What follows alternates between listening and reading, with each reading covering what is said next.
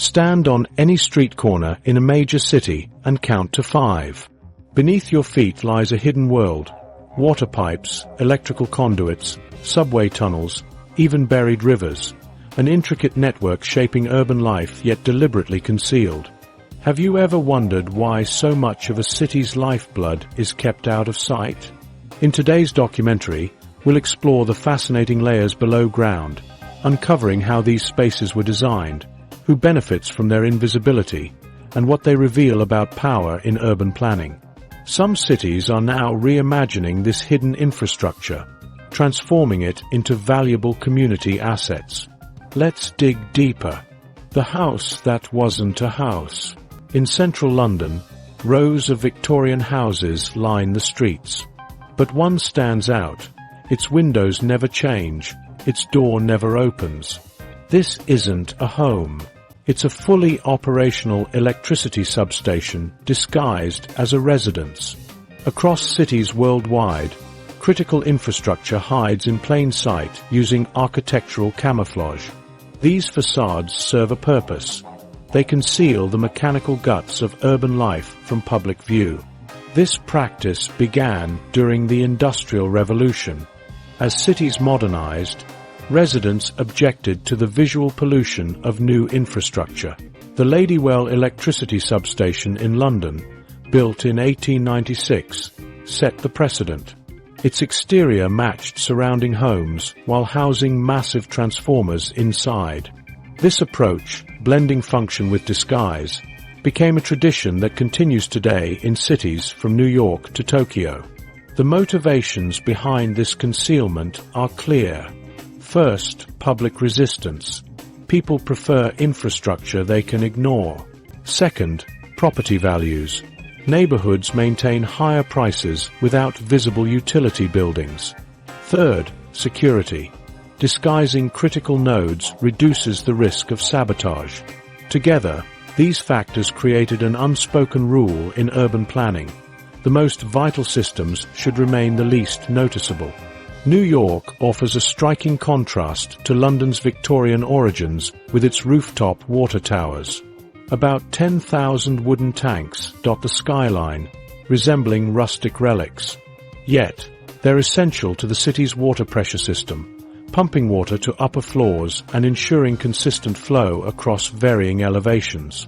Their unassuming appearance masks modern engineering, blending necessity with nostalgia. Disguised infrastructure has evolved in creative ways. In Sun Valley, California, a sprawling wastewater treatment plant hides beneath what looks like a public park. Artificial hills conceal ventilation systems, while walking trails obscure access points. Similarly, cellular networks disguise transmitter antennas as palm trees, cacti, and even church crosses to avoid community objections. These designs show how infrastructure adapts to blend into its surroundings. This hidden network of systems functions like a city's secret circulatory system, vital yet unseen, quietly sustaining urban life. The psychology behind this concealment reflects society's conflicted relationship with technology. Victorians hid industrial structures to preserve romantic cityscapes while enjoying modern conveniences. Today, hidden cell towers reveal a similar paradox. We demand flawless reception but reject visible antennas. This tension extends to power plants dressed as office buildings and subway vents disguised as statues. Some designs go beyond camouflage to integrate infrastructure into urban life. The Smokestack Tower in Vancouver, for instance, appears to be both a historic chimney and a luxury condo. In reality, it vents steam from an underground district energy system while providing housing above. This dual-purpose design represents a shift. Buildings that don't just hide systems but incorporate them seamlessly. Not all disguises succeed. The Hampton pylons in Baltimore, high-voltage transmission towers shaped like giant men playing basketball, draw attention rather than deflect it. While technically hidden infrastructure, they've become landmarks, illustrating the limits of architectural deception when utility meets public art. The practice persists because it works. Studies show people tolerate necessary infrastructure better when it's concealed. A 2017 survey in Manchester found residents approved of disguised cell sites at nearly double the rate of visible ones. In Tokyo, research revealed people underestimated the number of hidden utility buildings in their neighborhoods by up to 80%. However, this concealment has consequences. When systems hide too well, people forget they exist until problems arise. London's sewer system, largely invisible since the Victorian era, only entered public consciousness during modern overflow crises. Similarly, disguised electrical substations face delayed maintenance and upgrades due to their low profile. Paris offers an alternative with its Wallace fountains, ornate cast-iron drinking fountains that serve public needs while enhancing street aesthetics. Rather than hiding infrastructure, they celebrate it as part of the city's character. This approach challenges the assumption that utilities must disappear into the background. Utility disguises reveal deeper truths about urban priorities. Cities spend millions making infrastructure invisible, rather than reimagining how it might integrate visibly into communities. These choices reflect who holds power. Planners favoring property values over transparency, companies preferring discretion over engagement. As we'll see next, some infrastructure hides even deeper, buried beneath streets rather than behind facades. Rivers beneath the pavement. Beneath Fleet Street in London, you can still hear the River Fleet if you listen carefully near certain drain covers. Once a major waterway wide enough for boat traffic, it now flows through brick tunnels buried during the 19th century. Cities worldwide contain similar hidden rivers, waterways that shaped early settlements but later became obstacles to urban growth. London sealed the Fleet to combat disease, as industrial waste had turned it into an open sewer. Many urban rivers met similar fates during industrialization, when cities prioritized expansion over environmental concerns. Seoul's Cheonggyecheon stream offers a striking contrast. In 2003, engineers removed a 16-lane highway that had covered the waterway since the 1960s. The $281 million project created a 5.8-kilometer public park, lowering local temperatures by 3.6 degrees Celsius and improving air quality by 35% along the corridor. Property values nearby rose by 25 to 50%, and the restoration reduced flood risk by increasing stormwater capacity, an essential adaptation as climate change brings heavier rainfall. The revitalized stream also became a cultural hub, hosting festivals and drawing millions of visitors annually, which boosted local businesses. Buried rivers present modern engineering challenges. Toronto's Garrison Creek causes flooding when heavy rains overwhelm its century-old diversion tunnels. Engineers found the creek still follows its original underground path, exposing weaknesses in aging infrastructure. Similar issues arise in Montreal, where the buried Rivière Saint-Pierre destabilizes building foundations and complicates new construction. Historical maps are now essential tools for cities to predict and mitigate these risks. The decision to bury rivers often reflected shifting urban priorities. New York paved over the Minetta Brook in Greenwich Village to create more buildable land. Chicago reversed its river's flow in 1900 to keep sewage away from Lake Michigan. While these measures solved immediate problems, they created long-term consequences. Chicago's river reversal, for instance, spread industrial pollution downstream, affecting communities along the Mississippi. Climate change has made these hidden systems even riskier. London's Victorian sewer network, designed to handle the Fleet and other buried rivers, now overflows about 60 times per year, dumping untreated waste into the Thames. Tokyo addressed similar challenges with the Metropolitan Area Outer Underground Discharge Channel, a $2 billion system of tunnels and reservoirs capable of holding millions of tons of floodwater. Some cities are reconsidering their buried rivers. Zurich daylighted several creeks in the 1990s, creating urban wetlands that manage stormwater while providing public green space. Los Angeles has studied restoring parts of the concrete-encased Los Angeles River, though costs remain a barrier. These projects often face opposition from businesses and residents occupying the land above buried waterways. The physics of buried rivers explains many urban flooding patterns. Water follows the path of least resistance, often retracing original riverbeds beneath pavement. Toronto's flooding maps, for example, closely match historical waterway maps from the 1800s. Engineers increasingly rely on these old maps to predict which neighborhoods will flood first during heavy rains. The process of burying rivers wasn't always carefully planned. Cities often expanded over small streams without formal drainage systems, as seen with London's lost rivers like the Tyburn and Walbrook. This haphazard approach creates maintenance challenges today, with pipes following the winding paths of forgotten streams. Occasionally, construction projects uncover remnants of these waterways. Workers digging London's Crossrail project found Roman-era wooden structures preserved in the Walbrook riverbed. In Edinburgh, crews renovating a shopping district discovered an 18th-century bridge buried beneath the site, evidence of the long-covered Nor Loch. These finds highlight how thoroughly cities can erase their waterways. Economic factors often determine whether a river stays buried or gets restored. Seoul's Cheonggyecheon project succeeded partly because it boosted nearby business revenue by 300%. Zurich's daylighting efforts increased property values along restored creeks. However, with urban land at a premium, many cities struggle to justify removing valuable real estate to expose waterways. Some buried rivers retain cultural significance. London's Fleet appears in Dickens' novels and Hogarth's paintings, preserving its memory even as its physical form disappeared.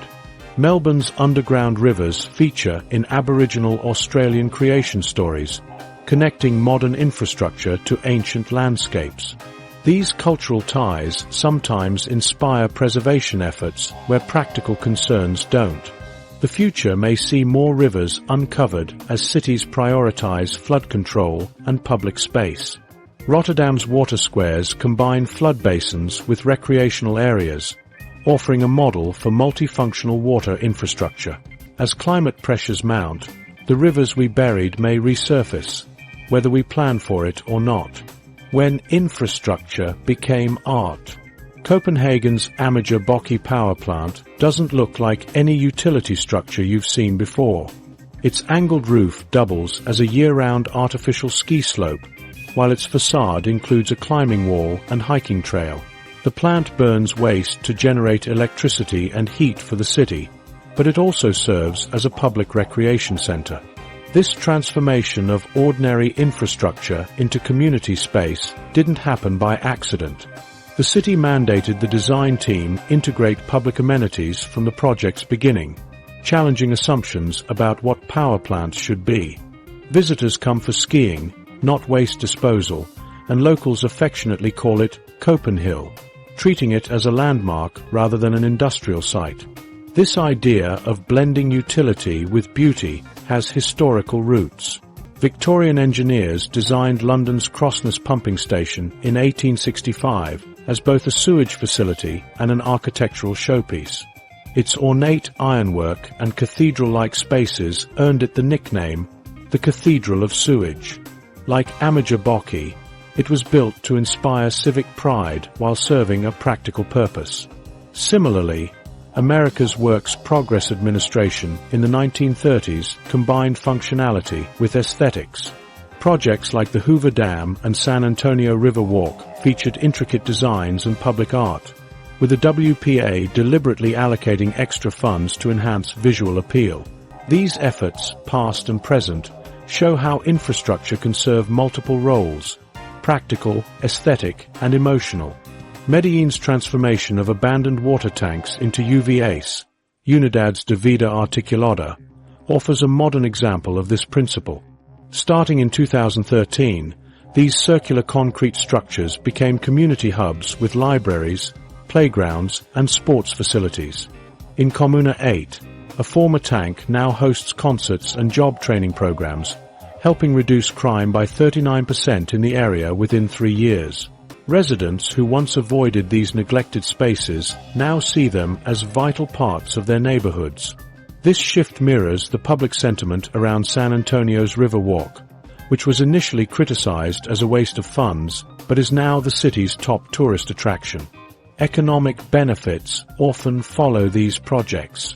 Properties near Amajabokki saw values rise 12% after its opening, while land values along the River Walk increased 300% over 2 decades. London's Ornamental Bridges survey found that charming bridges added 7 to 15% premiums to nearby property prices compared to utilitarian ones. These numbers highlight how infrastructure that engages the senses can enhance both community identity and property values. Design details play a crucial role in fostering these connections. Medellin's UVAs feature bright colors and open sight lines to feel welcoming. Krosna's pumping station included stained glass alongside its steam engines, while Amajabokki's ski slope uses a special plastic grass that mimics snow texture. These elements may seem minor, but they determine whether people simply use infrastructure or genuinely care about it. Some cities formalize these ideas through policy. Copenhagen requires all new municipal buildings over 3,000 square meters to include public space, while Singapore's underground master plan incorporates art installations at major interchanges. These rules ensure that aesthetics and functionality are considered from the start, rather than as afterthoughts. The most successful projects balance multiple functions. Amajabokki generates power and recreation, Medellin's UVAs provide education and safety, and the River Walk controls floods while driving tourism. This multifunctional approach ensures infrastructure remains valuable even as needs evolve, creating spaces that people can't imagine their cities without. Tunnels to nowhere. Beneath Chicago's Loop District, a fully equipped subway station sits unused since its completion in 2013. The Block 37 superstation cost $400 million, over $500 million adjusted for inflation, but never served its intended purpose as an express link to O'Hare Airport.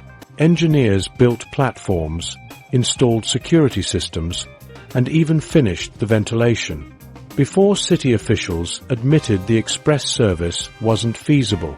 Today, locked doors seal off 50,000 square feet of prime underground real estate beneath one of America's busiest shopping districts.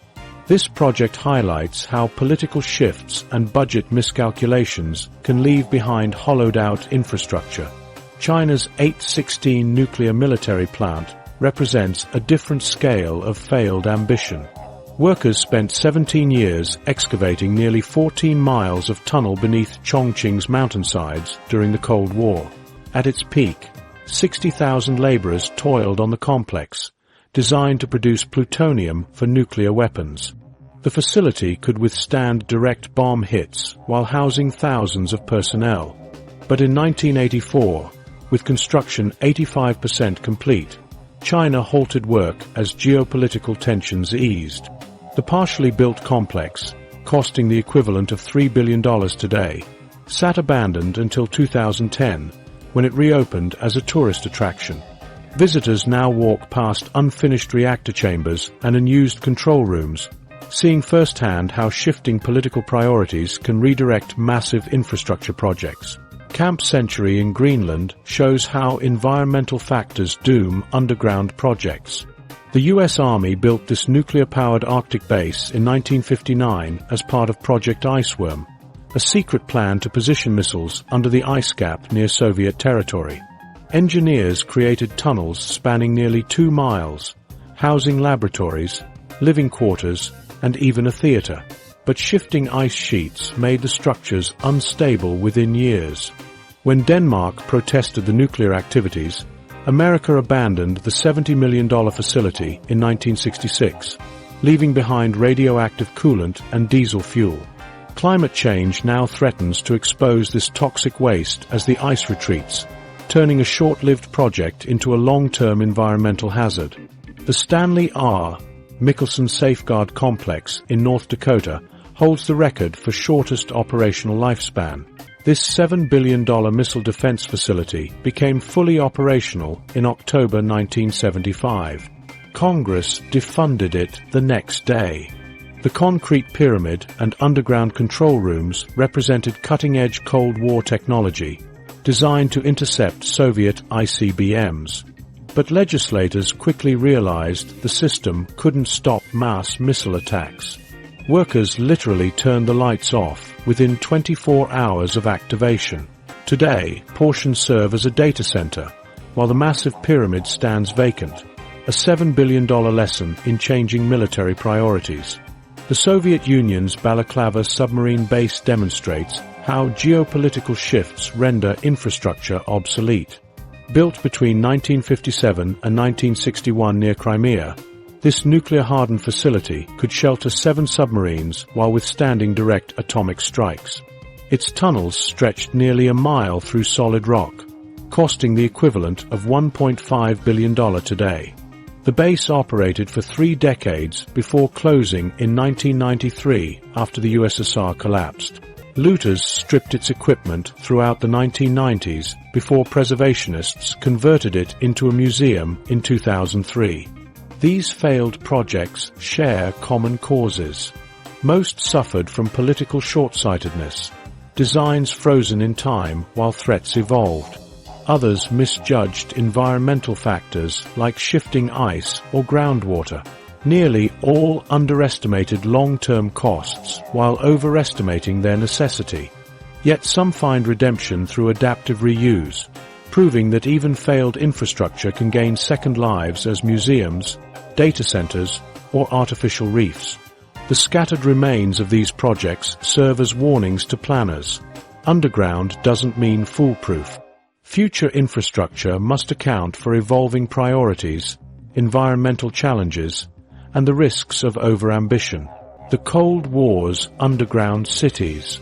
In 1959, U.S. Army engineers began constructing a city beneath Greenland's ice sheet. Camp Century, officially presented as a polar research station, served as a prototype for Project Iceworm, a top-secret plan to store 600 nuclear missiles beneath the Arctic ice. The base contained everything needed for long-term habitation: a hospital, chapel, theater, and scientific labs, all connected by tunnels spanning nearly 2 miles. A portable nuclear reactor provided power, while the ice itself acted as natural insulation against -60 degrees Fahrenheit Arctic winters. At its peak, 200 personnel lived comfortably underground, though few knew the base's true strategic purpose. The military abandoned Camp Century in 1967 as shifting ice made the tunnels unstable. Engineers removed the nuclear reactor but left behind 53,000 gallons of diesel fuel, radioactive coolant water, and assorted hazardous waste, assuming the ice would permanently entomb these materials. That assumption held for decades until NASA's April 2024 aerial survey revealed accelerating melt. Using advanced radar, scientists mapped the base's layout more clearly than ever before. The images show tunnels and structures matching original blueprints, startling evidence of how well preserved this frozen time capsule remains.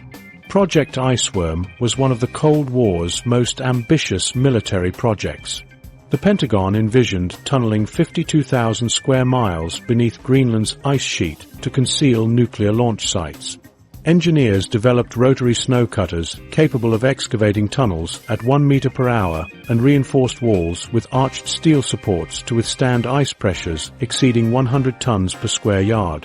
While Camp Century implemented only a fraction of this plan, it proved the concept's feasibility. The tunnels maintained structural integrity despite constant ice movement, but the environmental cost of this innovation is now undeniable. Recent studies suggest Camp Century's site could transition from net snowfall to net melt as early as 2090. Once melting outweighs accumulation, the process becomes irreversible. Scientists estimate 136 acres of buried waste will eventually emerge, including low-level radioactive materials and over 200,000 liters of contaminated wastewater. Unlike Arctic land bases where cleanup is difficult but possible, retrieving materials from Greenland's ice sheet remains technologically unfeasible.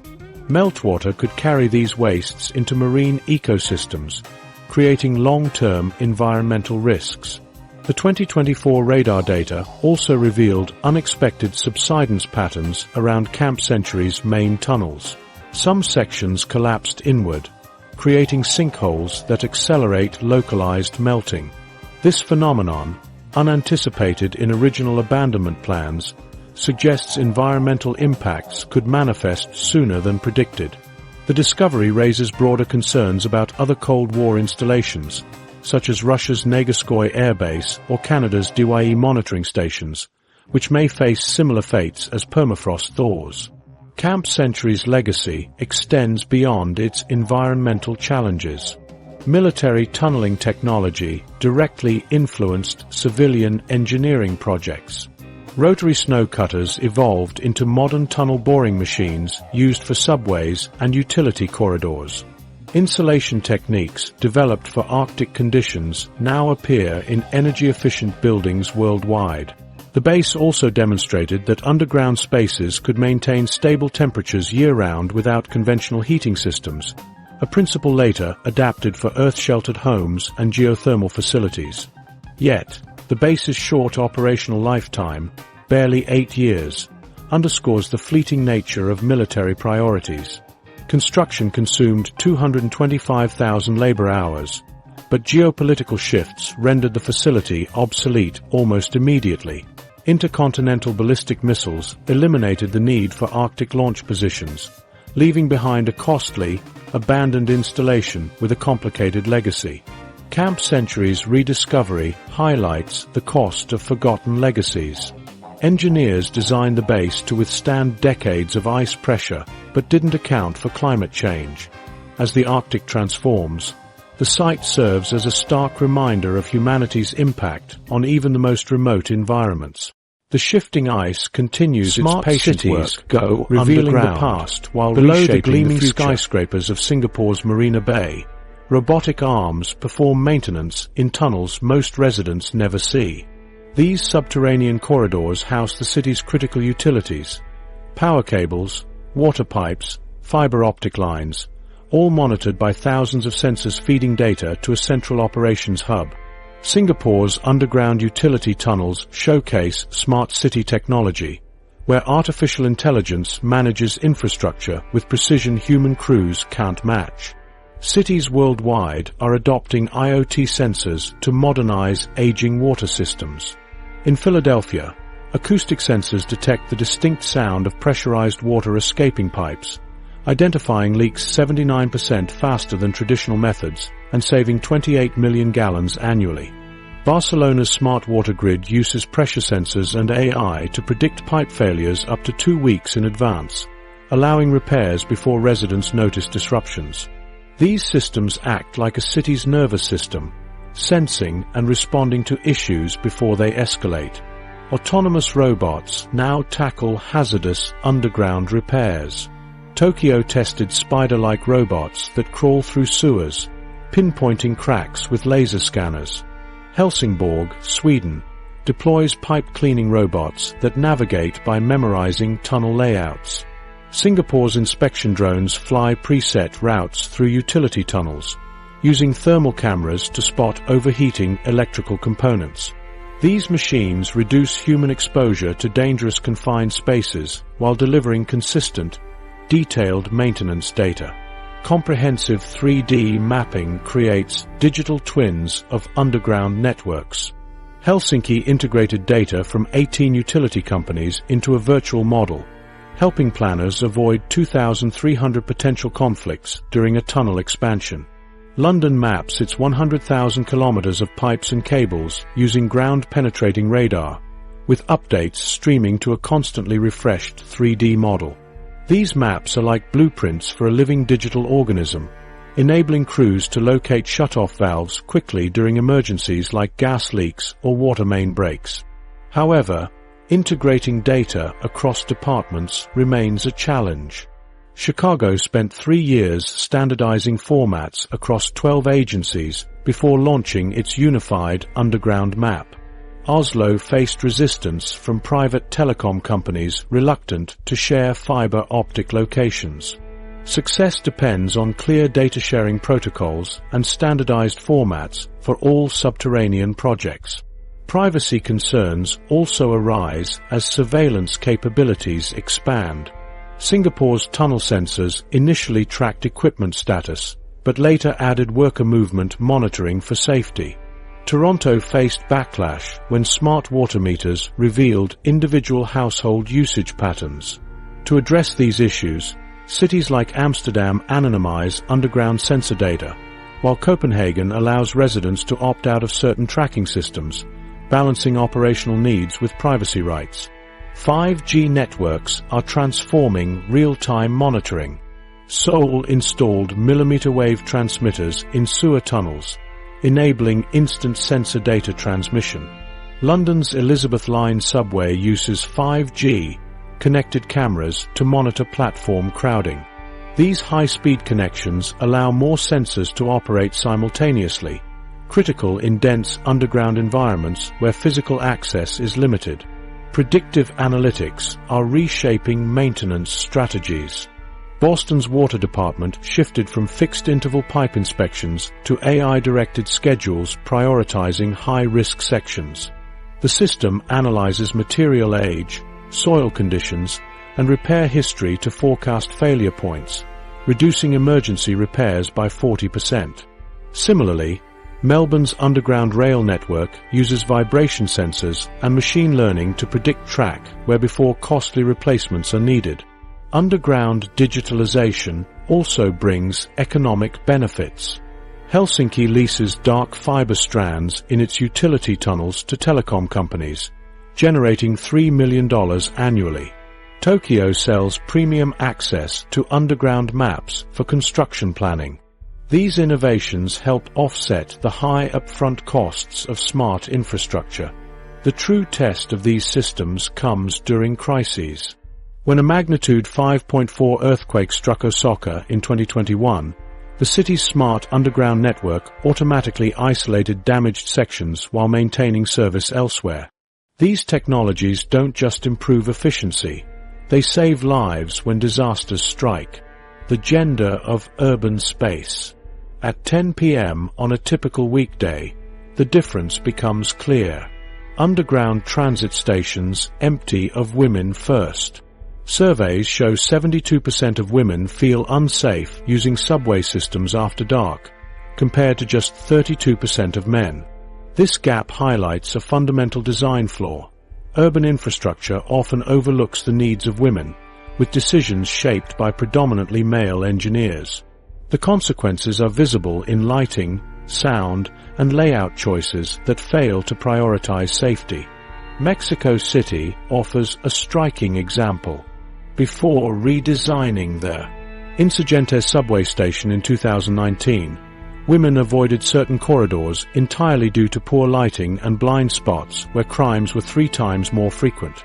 After brighter LED lights and open sight lines were introduced, female ridership during evening hours rose by 41% in 6 months.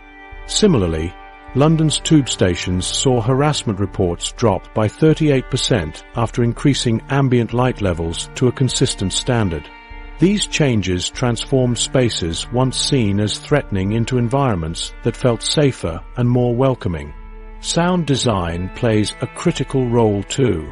In noisy environments, where background noise exceeds 65 decibels, women report feeling more vulnerable because it's harder to detect approaching footsteps or voices.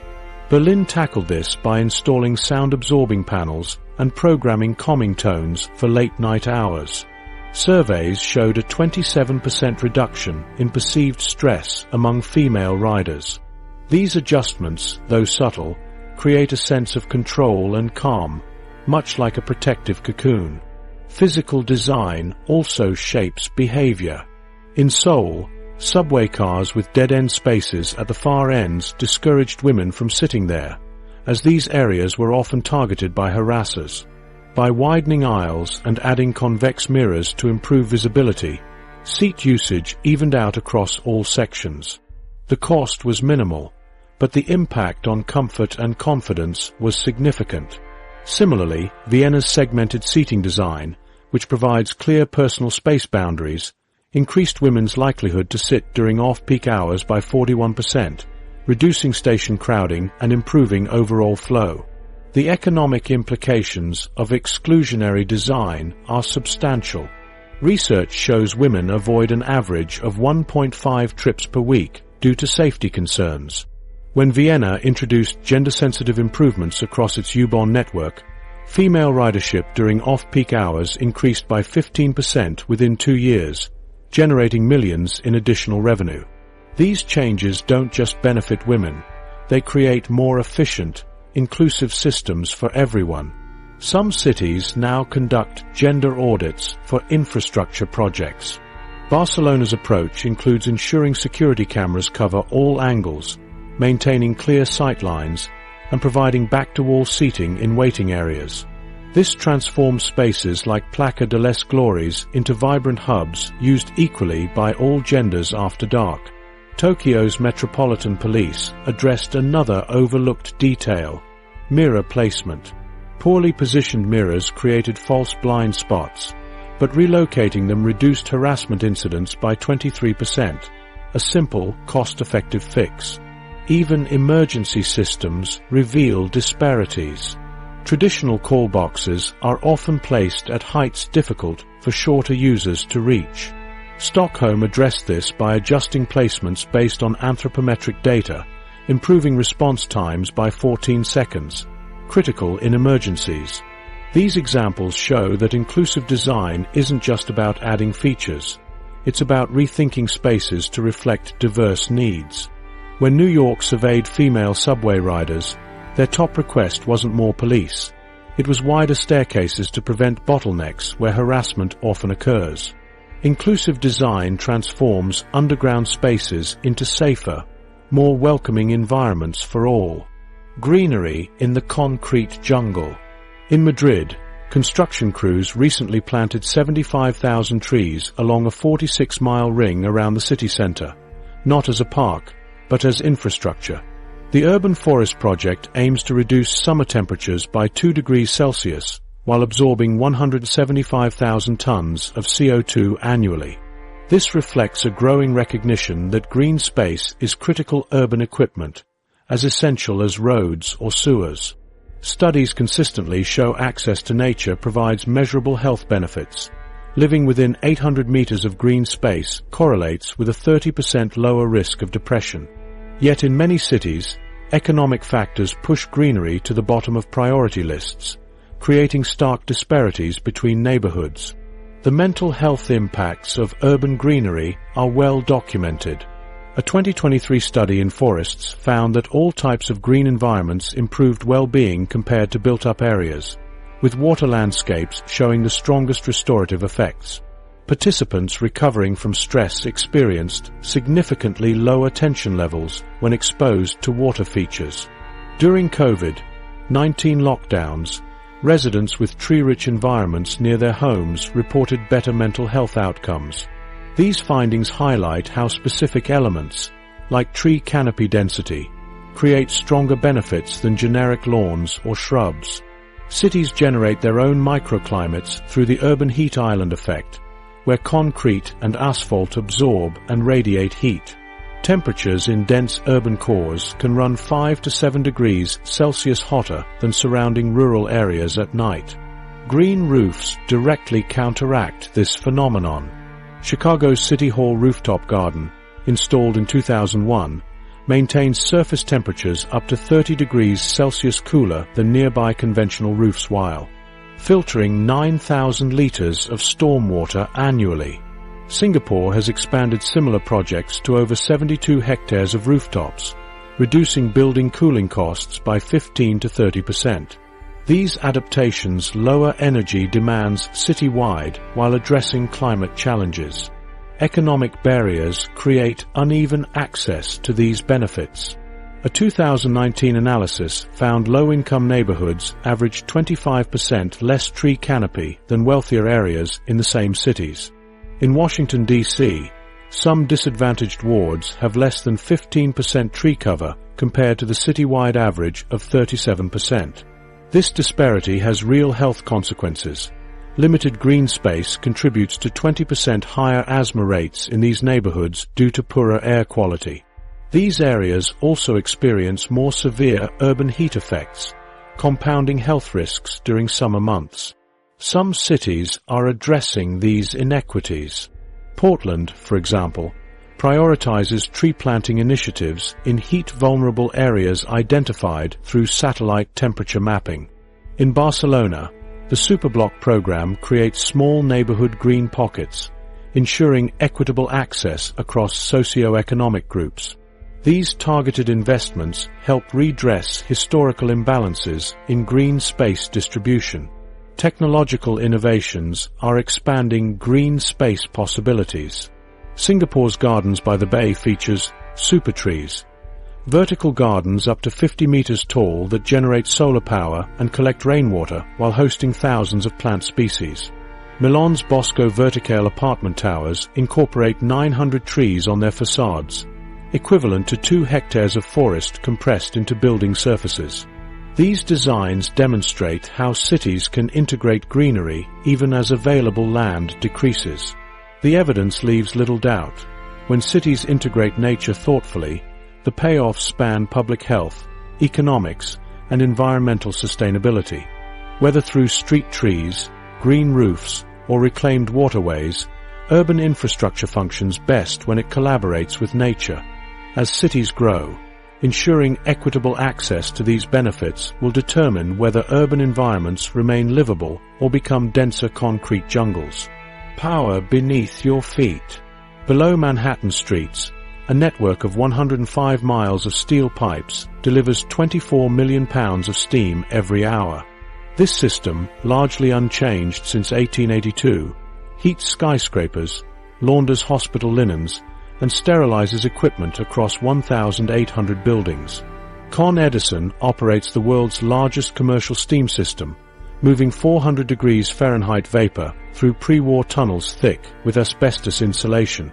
The pipes lose only 4% of their heat energy over 10 miles, a remarkable efficiency that has endured for over a century. But last July, a 20-inch main ruptured near Gramercy Park, sending a geyser of scalding steam and debris skyward. The eruption blanketed nearby streets in a dense fog, halting traffic and forcing evacuations.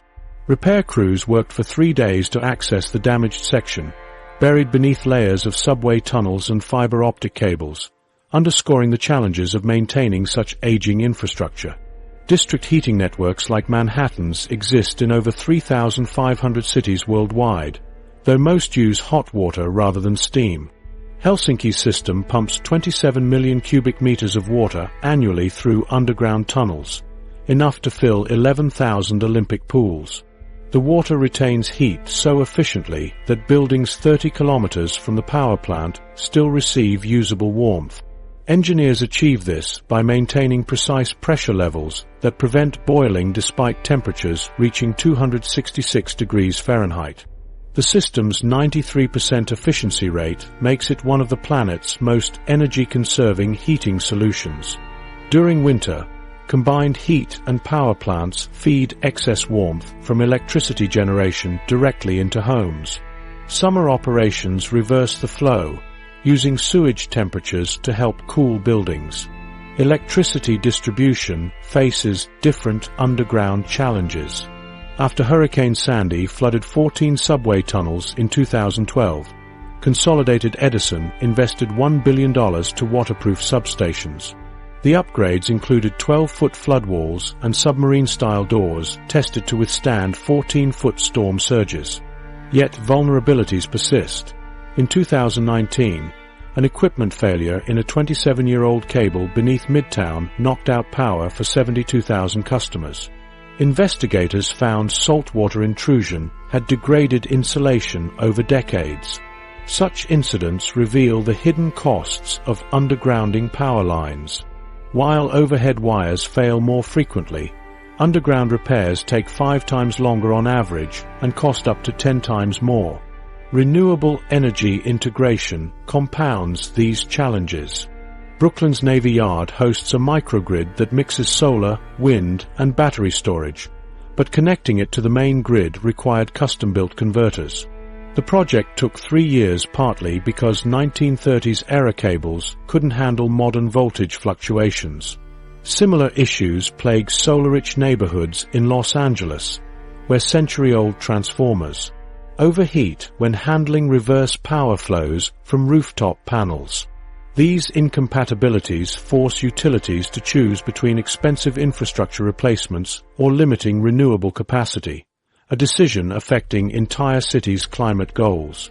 Helsinki's smart thermal grid demonstrates one solution. Sensors monitor pipe conditions in real time, while AI predicts demand spikes 36 hours in advance. During January cold snaps, the system preheats water in insulated underground storage caves before peak usage. This optimization saves €15 million annually in fuel costs while reducing carbon emissions by 30,000 tons.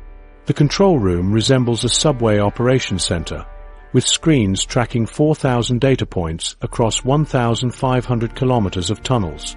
Unlike New York's manually adjusted steam valves, Helsinki's system self-regulates pressure every 30 seconds to match consumption patterns, highlighting the evolution from mechanical systems to digital precision. The subterranean housing crisis. In Beijing's Haidian district, a network of underground corridors connects former Cold War-era bomb shelters converted into living spaces. These subterranean apartments, some just 1.5 meters below street level, house over 1 million residents paying around $100 monthly for rooms averaging 9 square meters. Originally built in the 1960s and 1970s as civil defense shelters, they now form an unofficial housing market catering primarily to migrant workers and recent graduates who can't afford above-ground rents. Property owners partition the bunkers into maze-like units, often bypassing safety regulations to maximize occupancy. The health impacts of long-term underground living are stark. A Shanghai Public Health Center report found underground residents experienced significantly higher rates of seasonal depression and respiratory conditions due to poor ventilation and elevated radon levels. Beijing's health inspectors have documented bacterial counts in some units nearly triple the recommended safe level for residential areas. Most units lack direct sunlight, leading to vitamin D deficiencies in 68% of long-term residents. These conditions persist despite China's 2011 ban on underground residential conversions, highlighting the difficulty of enforcing housing regulations when demand far exceeds supply. Economic forces drive this market more than resident preference. A typical underground tenant in Beijing spends just 22% of their income on rent, compared to 58% for similar-sized above-ground units. For service workers earning $500 monthly, this difference determines whether they can save money or send remittances home. Landlords capitalize on this demand, converting basement spaces into windowless cubicles that rent for 50 cents per square meter daily, less than half the rate of legal apartments.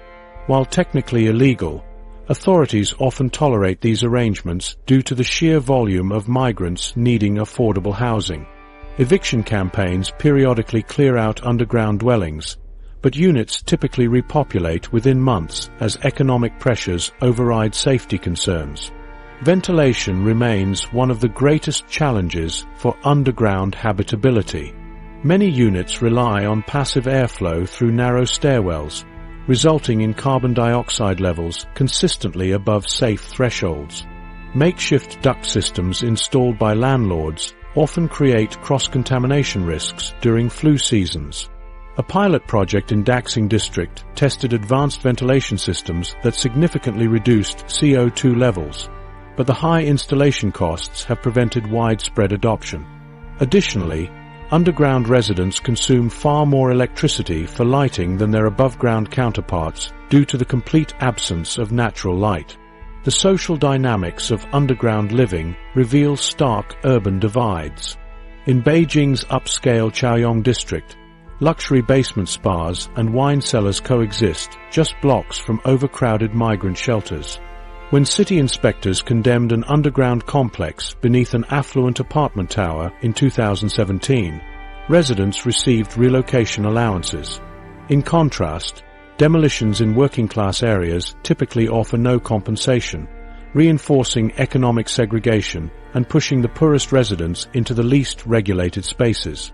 The underground housing crisis ultimately reflects surface-level policy failures. When cities fail to plan adequate affordable housing, informal markets fill the gap with substandard solutions. Beijing's experience shows both the desperation driving people underground and the health consequences of unchecked conversions. As climate pressures mount, more cities may face the choice between banning underground living entirely or bringing it under proper oversight. The decision will determine whether subterranean housing remains a last resort or evolves into a viable urban housing option. Tunnels of power. Beneath Manhattan's luxury towers, private tunnels connect penthouses to exclusive clubs like Soho House and Zero Bond. These passageways allow elite residents to move unseen between their homes, gyms, and restaurants without encountering public streets. The tunnels feature keycard access, biometric scanners, and sometimes private elevators descending directly into transportation hubs. A network under 432 Park Avenue terminates at a discrete entrance to Grand Central's Track 61, once used exclusively by Franklin D. Roosevelt to hide his polio symptoms. Today, hedge fund managers use it to board Amtrak without passing through crowded terminals. This hidden infrastructure creates parallel cities beneath our feet. Las Vegas offers one of the most extensive systems, with over 5 miles of private tunnel connecting casinos to high-end shopping centers. The Venetian's network includes canals flowing beneath public streets, accessible only to hotel guests spending $1,000 plus per night. In London, the Waterloo and City Line, colloquially called the Drain, shuttles bankers between the financial district and luxury residences south of the Thames. Originally opened in 1898 to serve stockbrokers, it maintains its exclusive reputation despite later incorporation into the tube system. Security systems in these spaces go far beyond standard measures. The Greenwich Lane development in Manhattan's West Village installed underground panic rooms every 500 feet along its private corridors. Tokyo's Arc Hills complex routes its tunnels through a central security hub where guards can seal off sections remotely. Dubai's subterranean pedestrian network at the Burj Khalifa uses AI-powered facial recognition linked directly to immigration databases, screening out anyone not pre-cleared by building management. These features create gated communities extending vertically as well as horizontally. The psychological effects reinforce social stratification. Columbia University researchers found that people using private transit networks develop distorted risk perceptions. Subjects who exclusively used underground corridors overestimated above-ground crime rates by 47% compared to those using public streets. Another study showed that tunnel users interacted with fewer socio-economic groups on a weekly basis, limiting exposure to diverse perspectives. The physical separation translates into social distance. Historical precedents reveal this as a recurring urban pattern. In medieval Venice, the Ponte dei Sospiri connected the Doge's palace to prisons, allowing aristocrats to traverse the city without mixing with commoners. Victorian London built underground passages for servants delivering coal to upper-class homes, while 19th-century Chicago constructed private tunnels linking the homes of meatpacking barons to their slaughterhouses, avoiding labor protests on the streets. These examples show how underground networks have long been used to shield elites from the visible struggles of urban life. Construction methods today highlight the prioritization of privacy over practicality.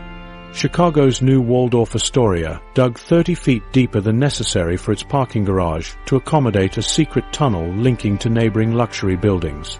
The added depth cost $12 million, but ensured complete invisibility from street level. Similar over-engineering appears in Seoul's Gangnam district, where private tunnels incorporate white noise generators to prevent eavesdropping. These design choices add 15 to 20% to construction budgets. A premium developers happily pay to attract elite buyers. Meanwhile, urban explorers occasionally breach these sanctuaries. In 2021, trespassers documented a half-mile tunnel between two Silicon Valley mansions, complete with an underground art gallery. The publicity sparked an investigation revealing 17 similar undisclosed connections in Atherton alone. Such incidents underscore how little regulators know about the parallel infrastructures developing beneath their cities. As urban density increases, the question remains whether cities will reclaim underground space as a public good or allow it to remain a hidden luxury.